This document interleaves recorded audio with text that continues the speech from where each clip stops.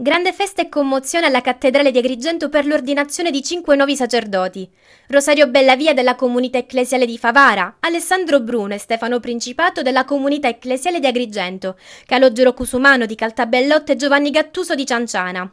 A presiedere la cerimonia eucaristica ed il rito di ordinazione presbiterale l'arcivescovo di Agrigento il cardinale Francesco Montenegro, concelebrato dal vescovo Giovanni proveniente dall'Albania, terra in cui la nostra diocesi compie parte della propria missione, in presenza dell'autorità civile ed oltre 1000 fedeli.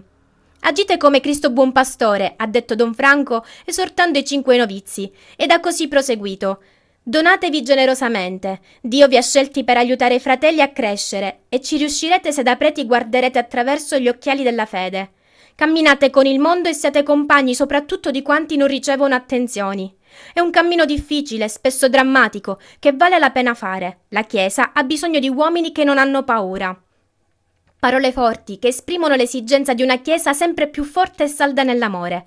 Altrettanto tenere sono state le parole di Don Baldo Reina, rettore del seminario arcivescovile di Agrigento, il quale ha ringraziato Dio per il dono di questi 5 novelli sacerdoti.